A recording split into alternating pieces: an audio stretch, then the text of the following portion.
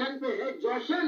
وہاں مجھ کو تو کپڑا بھی نظر آتا نہیں، اس تن تمہارے ہاں زرا پر ہے زرا، جوشن ہے جوشن پر، وہاں مجھ کو تو کپڑا بھی نظر آتا نہیں تن پر، تمہارے ساتھ ہے اس وقت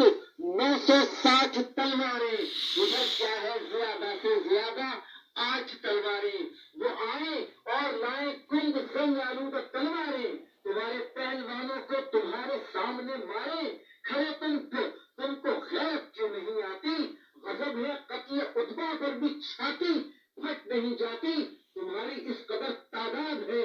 شوکت ہے، کثرت ہے، اگر اس پر بھی نامردی دکھا جاؤ تو لعنت ہے، مبارز کے طلب کرنے کی حاجت ہی نہیں ہم کو، انہیں لڑنے کا موقع دیں ضرورت ہی نہیں ہم کو، ارے ہم ان مسلمانوں کو کچا ہی چبا لیں گے، کچل ڈالیں گے، ان قدموں کے نیچے پیس ڈالیں گے، ارے ان خود سروں نے دین آبائی سے منہ موڑا، ہمارے اور اپنے باپ دادوں کا چلن چھوڑا، محمد نے ہمارے ان کے رشتے قطع کر ڈالے، یہ سب ہے ایک اندیکھے خدا کے دیکھنے والے، یہ سجدے کرنے والے کیا لڑیں گے، سر بلندوں سے انہیں ہم لے چلیں گے باندھ کر اپنی کمندوں سے، شکنجوں میں کسیں گے، امچیوں سے کھال اتاریں گے، جہاں پانی نہیں ملتا وہاں لے جا کے ماریں گے، خبر ان سب کی لی جائے گی دروں اور کوڑوں سے، انہیں رندوائیں گے مکے میں اونٹوں اور گھوڑوں سے، محمد کی رفاقت کا مزہ ان کو چکھائیں گے، محمد کیا محمد کے خدا کو بھول جائیں گے، اکٹھے مل کے ایک دھاوا کرو، اے جنگجو مردو، بڑو اب ایک ہی ریلے میں سب کو کاٹ کر دھر دو، حبل کے جانسارو، لات و عزا کے پرستارو، بڑو حملہ کرو مارو، بڑو حملہ کرو مارو، کیا جوش غضب کو مشتعل اس شعلہ باری نے، لگا دی ناریوں کو آگ آتش باز ناری نے، ہوا ہیجان پیدا آتش نمرود میں گویا، چنگاری پڑ گئی اس تودے بارود میں گویا، اٹھا سودا سروں میں قتل کر دو سر اتاروں کا، ہوا ایک حشر برپا پکڑو پکڑو مارو مارو کا، پڑی نقارے جنگی پہ ضربیں تبل پر تھاپے، زمین دھسنے لگی گھوڑے لگے جب مارنے ٹاپے، سنانے تن گئی تیغیں اٹھی تیروں نے پر تولے، بڑی ساری بلائیں جانب جنگاہ منہ کھولے، اڑی پھر ٹھوکروں سے ریگ صحرا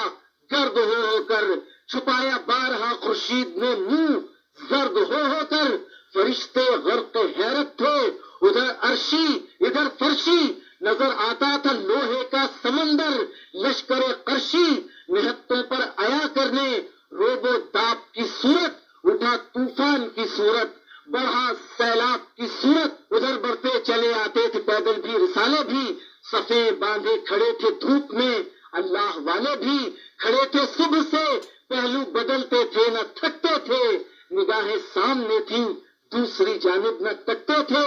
سکون و ضبط کی تصویر سنولائے ہوئے چہرے، وہ چہرے جن پر قرباں ہو رہے تھے نور کے سہرے، عرق آلود تھی پیشانیاں قطرے ڈھلکتے تھے، مقدس داڑیاں تھیں جن میں موتی سے جھلکتے تھے، گدائی میں بھی حاصل شوکت شاہانہ تھی ان کو،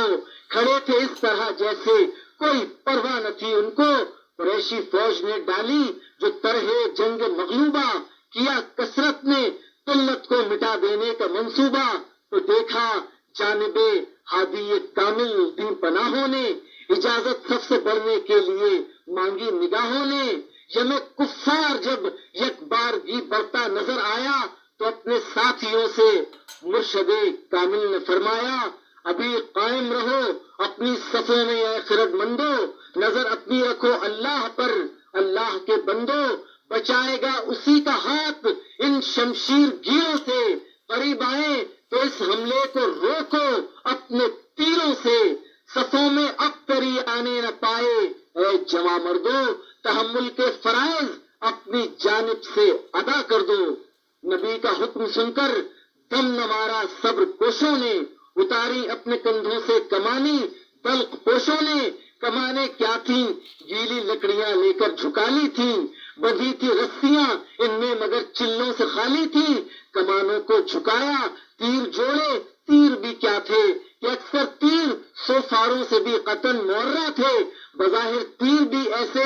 ہی کمانے تھیں، صلاح جنگ کیا بس دل ہی دل جانے ہی جانے تھی، ادھر پتلا تھا ہر بے پیر شیخ و شاب لوہے کا، امٹتا دوڑتا آتا تھا ایک سیلاب لوہے کا، ادھر تیرو کما کی شکل ہو کر تن گئے تنکے، زمیں پر غیرت سد سکندر بن گئے تنکے، وہاں بھوچال کسی چال سے دھرتی دھمکتی تھی، غبار اٹھتا تھا جس میں برق رہ رہ کر چمکتی تھی، یہاں اب تک کوئی جبش نہ تھی، اللہ والوں میں کوئی اندیشہ باطل نہ تھا ان کے خیالوں میں، مگر بو جہل جب حد سے بڑھا لایا لعینوں کو، بڑھی نیزوں کی انیاں تاک کر پر نور سینوں میں، یہ سرکش بڑھتے بڑھتے جس گھڑی سر ہی پہ آ پہنچے، ستمگر راہزن اسلام کے گھر ہی پہ آ پہنچے، تو اسلامی کمانداروں نے بھی تاکہ نشانوں کو چڑھا کر تیر، گھٹنے ٹیک کر تانا کمانوں کو، دکھائی دست ہائے چپنے راہ راست منزل کی، نگاہوں نے لگائی شست چشموں سینوں دل کی، ملے جب دست ہائے راست غم ہو کے شانوں سے، صدا ایک بار بسم اللہ کی نکلی پھر زبانوں سے، کمانوں سے نکل کر تیر یوں سوئے ہدف جھپتے، فضا میں جس طرح شہباز چڑیوں کی طرف جھپتے، وہ فوج روسیہ بکھرے ہوئے فیلوں کا لشکر تھا، مگر تیروں کی بارش بھی ابابیلوں کا لشکر تھا،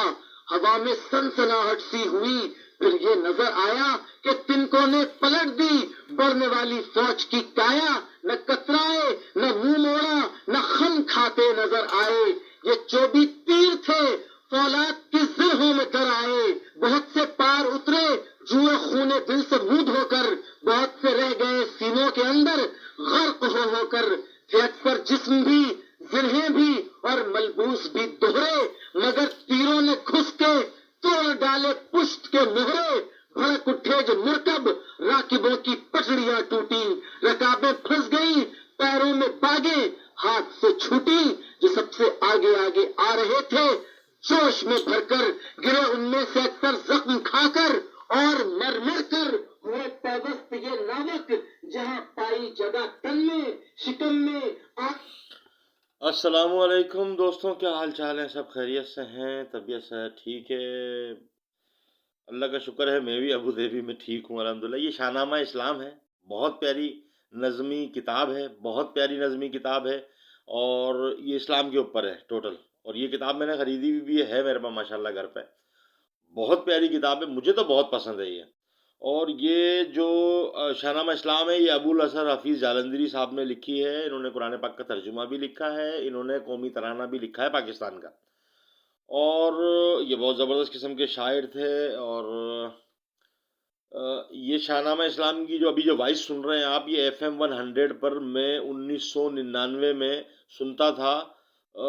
اپنا خلیل اللہ فاروقی رمضان المبارک میں یہ پروگرام کرتے تھے، انہوں نے سٹارٹ کیا تھا یہ پروگرام 1999 کے رمضانوں میں، اور میں تھا کراچی میں مرشد بازار میں، فرسٹ فلور پہ میری دکان تھی، لیڈیز سلائی اور کڑھائی، لیڈیز ٹیلر کی دکان تھی، میں کڑھائی کا کام کرتا ہوں، تو میں نے وہاں مشین لگائی بھی تھی، اور ایک میرے ساتھ دردی بھی تھا،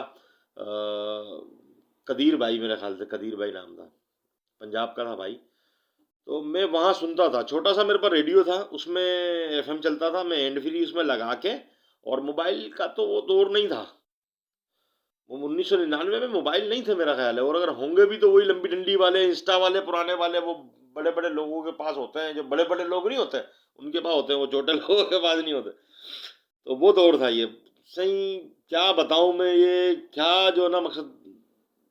روح کے اندر اور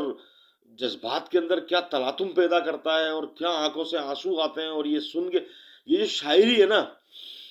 یہ دل میں اتر جاتی ہے، بہت زبردست قسم کی شاعری ہے، بہت زبردست، مجھے تو بہت پسند ہے، مجھے تو بہت زیادہ پسند ہے، اور میں اس کو کئی مرتبہ سن چکا ہوں۔ میری یہ خواہش ہے، اللہ کرے مجھے اتنی سمجھ آ جائے، مجھے اتنی ٹیکنیک آ جائے، مجھے کوئی ایسا بندہ مل جائے۔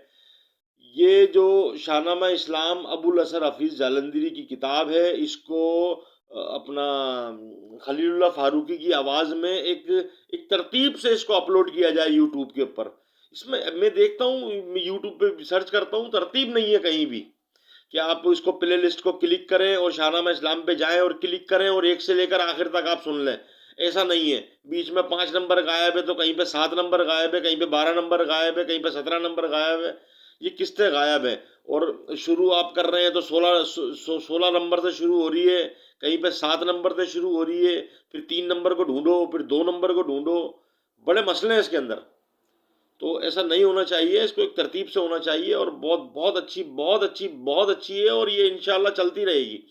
اور جو بندہ بھی اس کو سنے گا نا, اگر وہ اردو دان طبقہ ہے اور اردو ادب سے اس کو تھوڑا بہت شغف ہے اور وہ ذرا مذہبی مائنڈ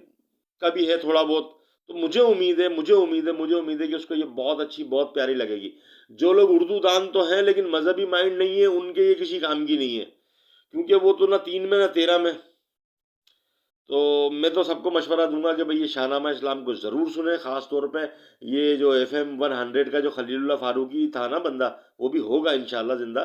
تو اس کی آواز میں آپ سنیں اس کو نکال کے. بہت پیاری ہے, بہت مزہ آئے گا, بہت اچھی لگے گی آپ کو انشاءاللہ. ضرور آپ سنیں اس کو. ایک ایک واقعہ, ایک ایک بات اس نے بتایا ہے کہ اسلام ایسے شروع ہوا, نبی پاک صلی اللہ علیہ وسلم کے ساتھ یہ معاملات ہوئے, پھر نبی پاک صلی اللہ علیہ وسلم نے اس طرح ہجرت کی تو ایسے لوگ پیچھے لگے, پھر نبی پاک صلی اللہ علیہ وسلم وہاں پہنچے, پھر مدینے کی بچیاں جو ہے نا وہ نبی پاک صلی اللہ علیہ وسلم کا استقبال کرنے کے لیے مدینے سے باہر آ گئی, لوگ باہر آ گئے, اور کیا منظر تھا اور کیا بات. ایسا نقشہ اس نے کھینچا ہے نا کہ آپ کے سامنے سمجھ لو فلم چل رہی ہے پوری. آپ اپنی آنکھوں کے آنسو روک ہی نہیں سکتے, بالکل نہیں روک سکتے. اتنے زبردست طریقے سے جو نا, میں تو نہیں بتا سکتا.